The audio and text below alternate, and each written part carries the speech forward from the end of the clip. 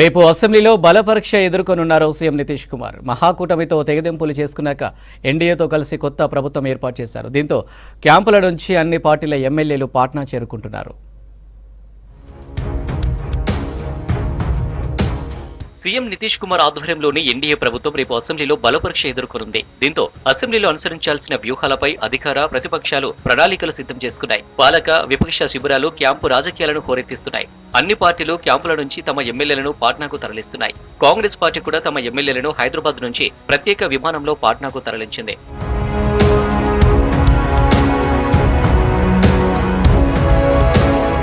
బీహార్ మాజీ సీఎం లాలూ ప్రసాద్ యాదవ్ కు చెందిన ఆర్జేడీ ఎమ్మెల్యేలంతా ఆ పార్టీ నేత తేజస్వి నివాసంలో గృహ నిర్బంధంలో ఉన్నారు. ఆర్జేడీ ఎమ్మెల్యేలకు ఎలాంటి ఇబ్బందులు లేకుండా తేజస్వి యాదవ్ స్వయంగా దగ్గరుండి చూసుకుంటున్నారు. అసెంబ్లీలో జరిగే బల పరీక్షకు వీరంతా నేరుగా హాజరు కానున్నారు.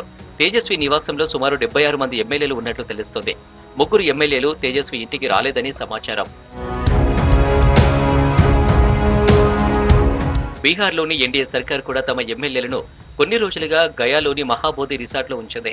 బల పరీక్షలో ఎన్డీఏ సర్కార్ ఈజీగా నెగ్గుతుందన్నారు జేడీయూ నేత మంత్రి విజయ్ చౌదరి. अब हम जो बात है बता देते हैं, उसके बाद कुछ पूछना होगा तो पूछिए.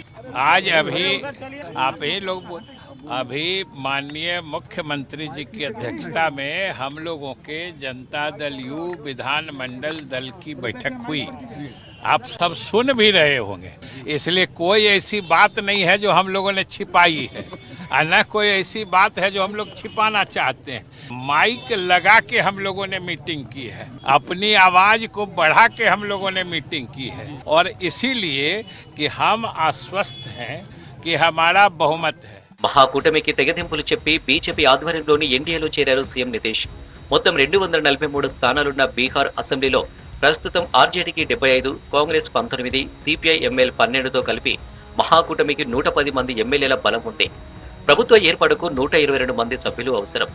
ఎన్డీఏ కూటమిలో బీజేపీ 74, జేడీయూ 43, ఇతర మిత్రపక్షం కలిపి 125 మంది ఎమ్మెల్యేల మద్దతు ఉంది. దీంతో నితీష్ సర్కార్ సులువుగానే బలపరీక్ష నెగ్గే అవకాశం ఉన్నట్లు తెలుస్తుంది.